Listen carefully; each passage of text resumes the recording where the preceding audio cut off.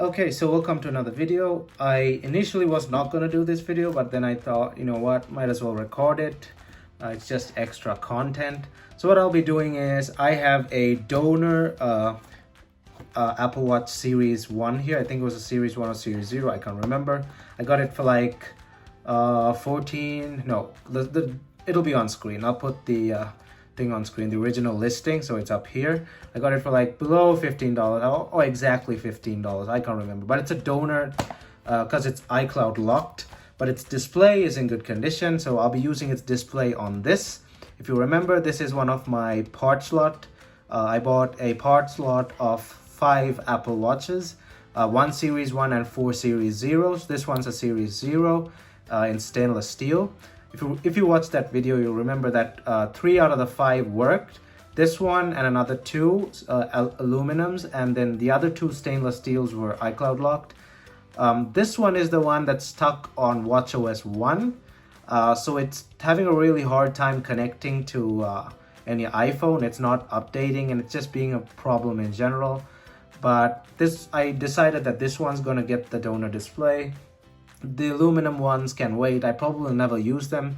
I'm using this because it's stainless steel. It looks nice still. There aren't many scratches. So let's go ahead and do this.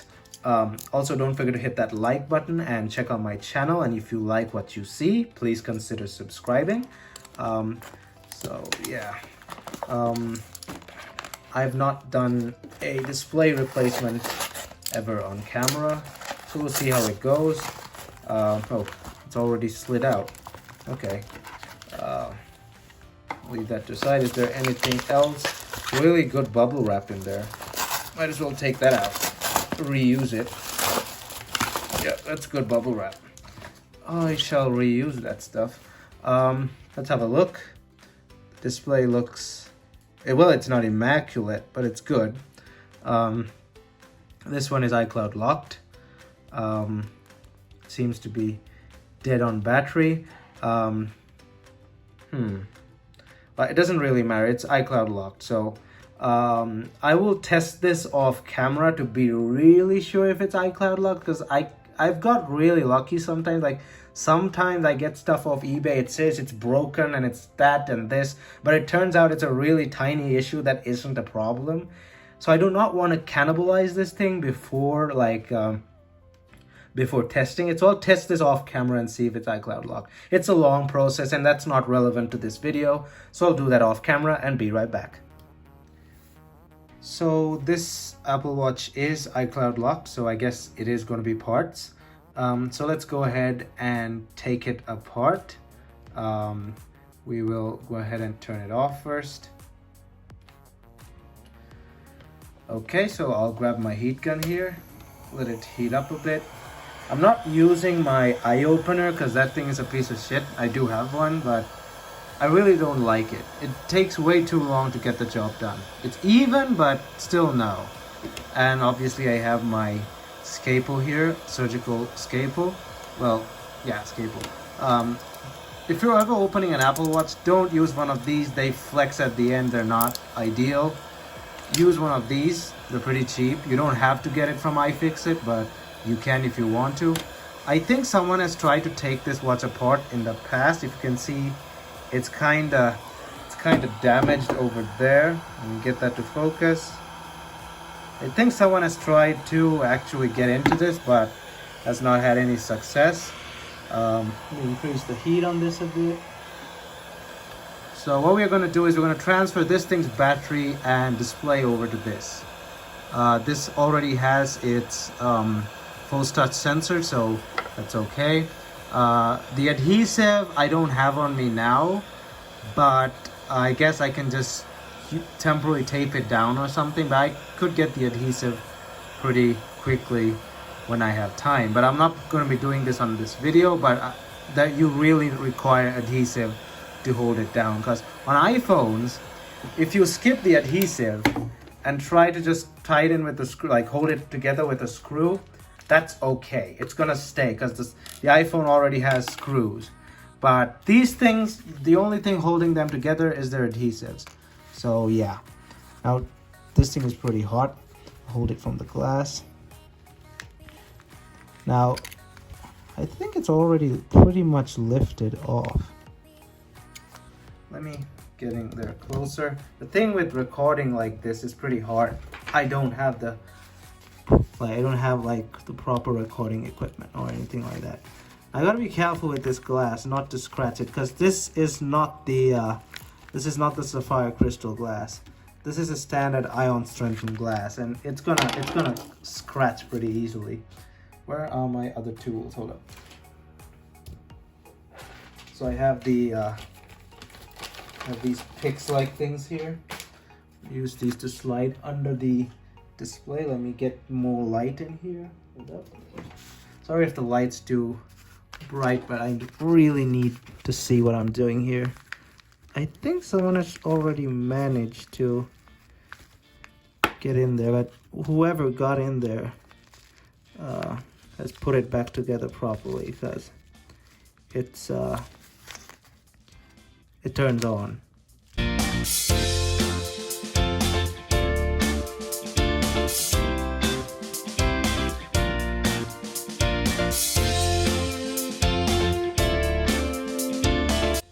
Now comes the tricky part. I really hate doing this on camera, but I'll still do it. If you stick, that's what happened with my other stainless steel one. If you mess this up, you can end up damaging the connectors and basically making it useless. So you got to be very careful with this. If one slip of the tool, the tweezers, and you could damage the connectors underneath there. They're really fragile. You know what? I'll do that off camera, because I'm not really confident with doing this with the camera in the way, so hold up. Okay, so the display is off, and it took quite a while to get it off, because this retention clip, as you can see here, this thing latches inwards onto the metal, the ribbon connectors like this. As you can see, there's a bit of metal there. You see those two slots like things?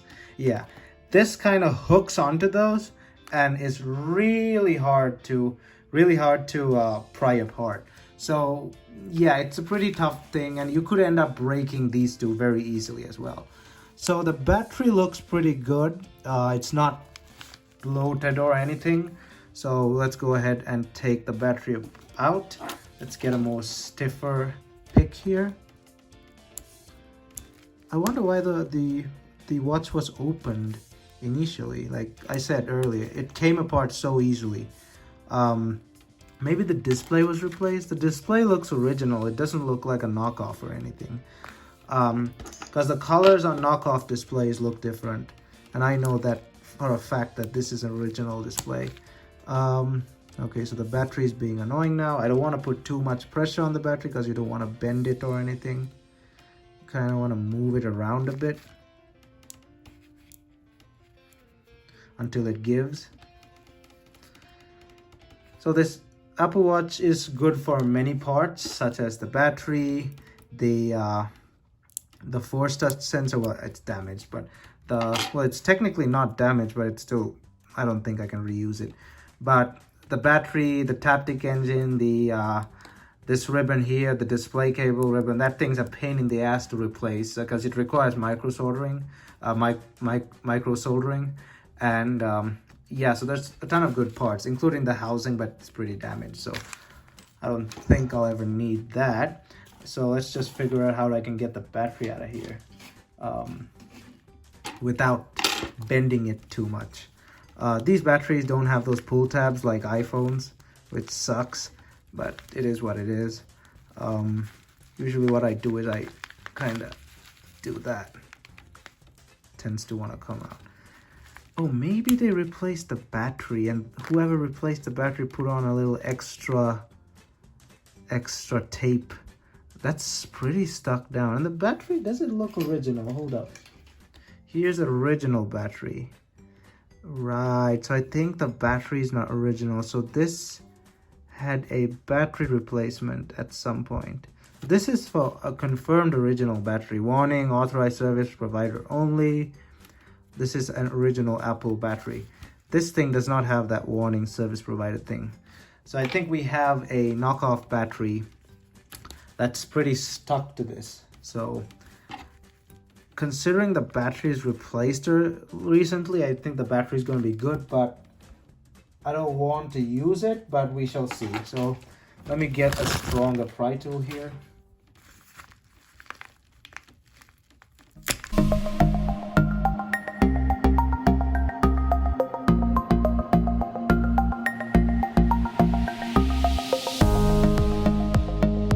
So yeah, they've used an excessive amount of glue there. That's definitely not an original battery. So let's take the battery connector off. I did damage it a bit at the end there, but I don't think there's too much damage. Okay. Yeah, not too much. I didn't really damage it that badly. This battery's also, these batteries are pretty malleable anyways, so yeah. I hope it's better than that battery, because that battery is pretty dead. That's the battery from my other stainless steel, which I tried to replace, but then I ended up breaking this, so I have to replace this. So I already have a donor part from a different Apple Watch for that, but I could use this part as well. So the rest of this watch is spare parts anyway. The whole thing is basically spare parts, everything except the motherboard. So you go over there. Let's grab the receiver board, the receiver watch. And why do I call it receiver? It's donor and receiver, so just in case you wanted to know.